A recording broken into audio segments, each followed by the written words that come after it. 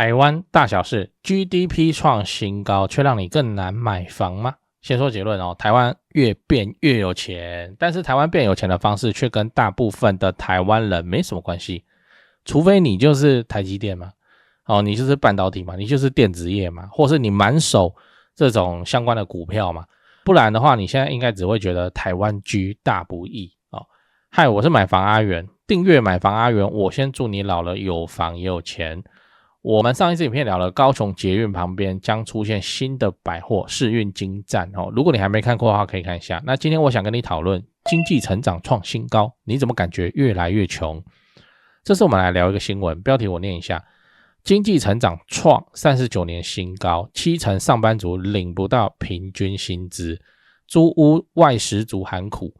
那內容是這樣，就是今年的經濟成長率創下近39年的新高，然後多數的上班族感受不到經濟起飛，因為現在各種外食都貴起來了嘛。然後這裡有一張表哦，你看一下，照顧一下 Podcast 的聽眾，我簡單講一下，就是如果你是領基本薪資的話，光是房租跟外食的費用就會吃掉你薪水的5-6成了。哦，他寫5×6了哦，但是實際上我看起來有點多，更多。而且它的房租還算很便宜耶，8500。以台北市來說，這個8500大概就是雅房哦，要不然就是公寓這樣子而已的一個房間。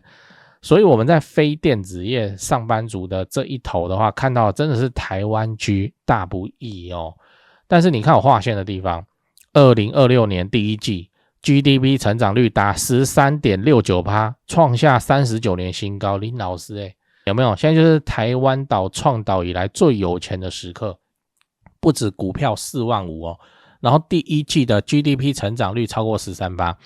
這是第一季哦，然後全年預估自己預估超過 9%， 我靠，什麼東西？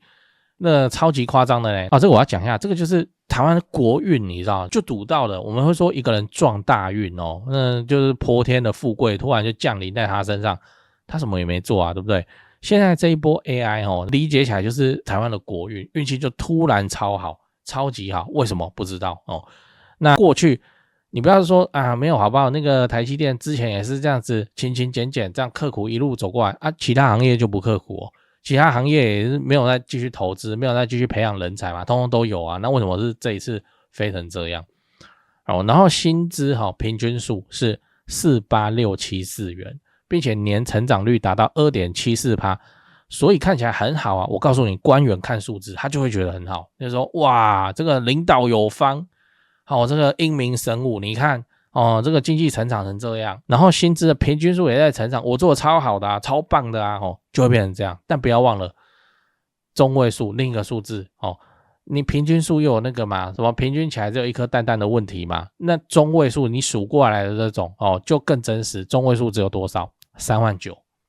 代表台灣目前真的有超過一半的人領不到4萬塊呢，所以才會出現剛才講的這個場景，就是說明明經濟就一片大好，可是你卻覺得生活越來越辛苦啊，這樣的一個割裂感啊。再來你要知道，勞工真的越領越少。然後我們來看另一張表，這張表是近年的 GDP 分配狀況，我解釋一下上面寫的受雇人員報酬占 GDP 比例是什麼意思？意思就是說，全國賺到的錢有多少是分在受薪階級的？很明顯可以看得到，從2022年開始明顯下滑。今年也不用講，白話文就是說，台灣賺到的錢裡面分給勞工的比例，如果把台灣看成一間公司那台灣這間公司賺到錢分給員工的比例越來越少。然後那是誰拿走了？分給老闆跟股東就資本的比例越來越多。為什麼會這樣？關鍵就在於現在拉動台灣 GDP 的火車頭是台積電你知道台積電現在有多誇張嗎？來，你看我框起來的地方，台積電的市值已超過全年的 GDP， 然後它一年的營收占了台灣 GDP 的1成，而且它繳的稅占全台營所稅繳超過 20%， 就是這麼誇張。我們還沒有討論到它的上下游帶來的稅收這乍看好像跟韓國財閥體量已經相當了台積電那麼強，當然是好事啊！重點來了，台積電是資本密集的產業，它賺那麼多錢，大部分變成利潤或研發再投資下去然後分給股東跟資本方實際上以薪資的情況發出去，也是一小群工程師而已。所以你會發現一個很弔詭的現象，就是台積電在 GDP 的分量越大，整體分給勞工的比例反而會越小，因為他賺到的錢都是分給股東為主啊。那員工當然也是 UCC 但是就是你用比例看就不是這麼一回事，所以就會變成說你現在看到的狀況，台積電一間公司把全台灣的平均薪資賬面拉得漂漂亮亮，就資優生，但是非台積電的員工根本無感，一般非台積電的員工無感甚至是負面的因為這群高薪的人把周邊的物價、房價、八大的價錢通通都給他拉高了，最後你要知道企業也加不動薪啊，你可能想說那就政府逼企業通通來加薪啊，不就好了，就解了我直接把基本工資給他拉到4萬嘛這樣大家生活都輕鬆起來嘛。我跟你說那個學生啊，或是出社會找不到好工作，或是他就還在家裡啃老，最容易講出這種話啊，就不知道那個社會是怎麼運作的，想說啊，誰叫你拿香蕉就只能請猴子，誰叫你那你就多給嘛，多給人家結構上給不出來，然後你想要叫人家硬給，會發生什麼事我講給你聽，不可能發生，因為很多傳產跟服務業淨利現在都只有5到10%，你自己去看王品公開財報的净利很可憐呢，那是鼻子浮在水面上呼吸呢。你想到王品是很厲害吧？餐飲業的龍頭，我跟你講，他利潤很薄，5%多一點而已。你今天叫他把每個員工的薪資硬生生拉到4萬，他會怎麼樣？他直接倒閉他就收一收不做了，沒辦法。然後會怎麼樣？這群當初在吵着要加薪的員工直接失業，這樣有比較好這樣真的有比較好那些憤青們動用你們這個大腦來給他想一想，這樣真的是比較好一堆人跑去領失業補助，然後你的職涯是中斷的這樣真的比較好公園住滿人，然後社會有動亂，所以政府就不應該這樣子去幹政府會做什麼？我未看先猜，什麼都不做嘛，對不對？因為數據上經濟就是大好嘛，台股4萬5嘛 ，GDP 成長 13.9， 這已經叫英明神武了，你還有加碼什麼企業寬鬆貸款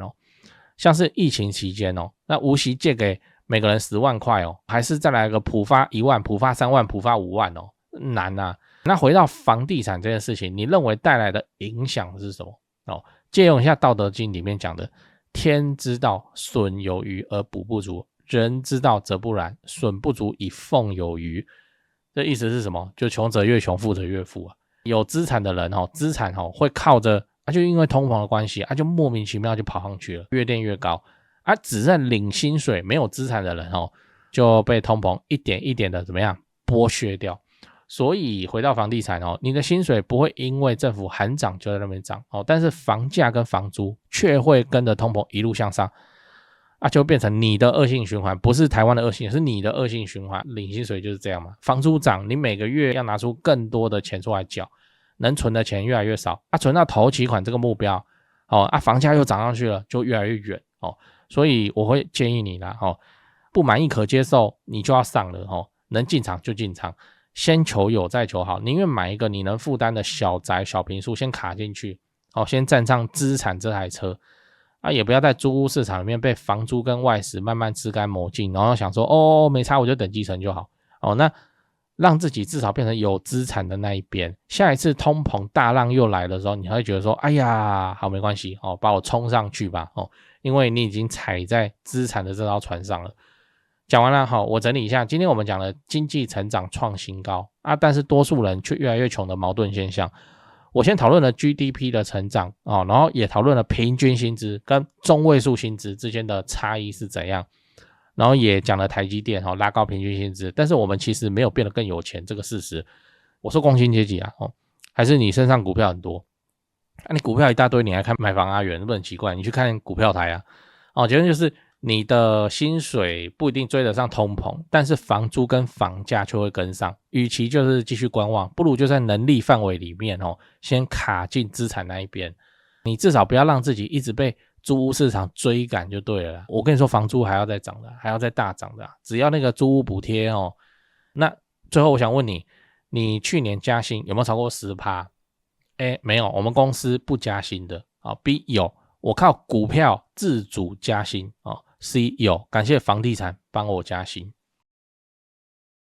在講八卦之前來點乾貨，很多朋友會問我說，阿元你房地產做這麼久有沒有口袋名單啊？這不就來了嗎？掃一下這個 QR code， 我有的牌都在這裡了，進去先點影片看我介紹，讓你心裡有個底然後就可以直接加他們的 LINE 了。買賣房子，台北找銷店，高雄找林店、美術之星，這2位都是我的大前輩，我有問題也是直接問他們，你就直接敲就對了。如果你雙北要裝潢漢一室內裝修嘛，很多觀眾朋友合作以後都覺得很滿意。那如果遇到了法律上的問題，有頂尖律師可以幫助你。好啦，我有的資源都給你了，你有需要你就大方用，不用客氣。最後我要請你支持我，加入我的頻道會員，每個月250塊錢，直接抄我做好的重大建設功課。高雄置產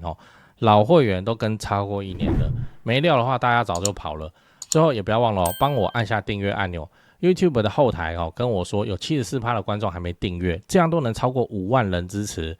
如果你還沒訂閱，麻煩先按一下。買房阿元 logo 旁邊那個可愛的按鈕，對，點下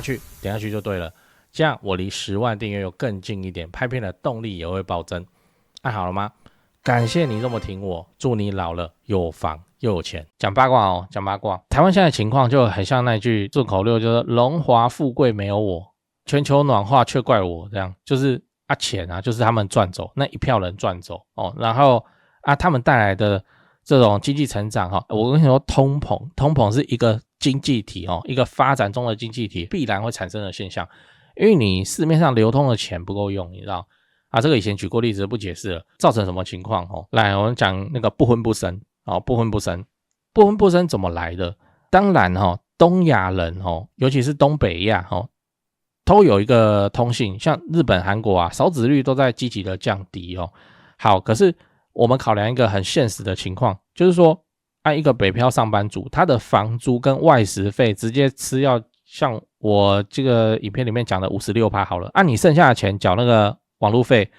機車油錢，買生活用品，然後吃飯就見底了就變成什麼？就變成說你自己養自己就很費勁了，你他媽結婚呢在那邊生小孩嘞，我自己都快養不活自己了，怎麼還會生小孩？這也是說你要提高生育率你就要給補助最大的理由之一。但是以台北來說，這個除非是真愛或是除非是意外，不然的話你要一個年輕人這樣子就順順的結婚生小孩，真的是很有勇氣的事情再來是台灣現在的階級的分水嶺逐漸的從薪資變成資產。以前大家都比說你在哪裡上班嘛，對不对現在大家比什麼你有幾張台積電你有幾張0050，對不對你有沒有房子房子有幾間，買在哪裡，就變成這樣。薪資的重要性還是很重要，但是逐漸的就還好了。我們現在也能很明顯的感覺到說所謂的有錢真的已經不是什麼薪水多高的事情了甚至你薪水你就普通就好了，可是家裡有留給你或者什麼，那才是我們現在認为的有錢的階級，從薪水變成資產。那資產有很多種对那資產的面貌，房子只是其中一個，股票然後還有黃金，還有什麼通通都要叫做資產。現在看起來就是真的要想辦法讓自己持有一些資產。房地產是因為門檻很高一看不掉，中古屋你就要頭期款，預售屋的話你就要，反正房地產門檻很高，但是也有门檻低的資產对不對？像股票可以買零股基金的話也很多人在買嘛這種東西叫 ETF 定期定額小額通通都行。看起來就是人家講說理財嘛，理財教育從學生開始什麼的，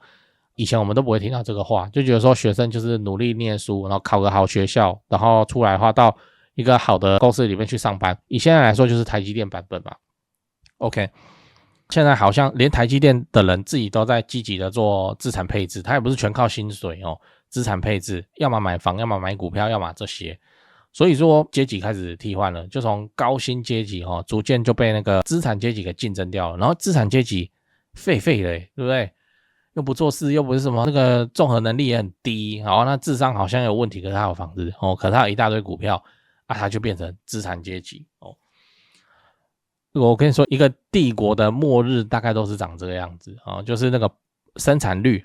我們講一個社會的生產要素嘛，那個生產率低下的人去掌握了一大堆生產資料的時候，那往往這個帝國就會開始有些狀況有問題。你看那個過往的歷史都是這樣，我們講說地主啦，地主太多，剝削太多就會變成這樣。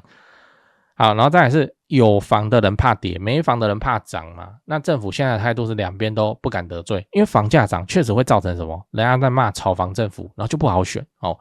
所以你看金融現在出手到第7波信用管制就是這樣來的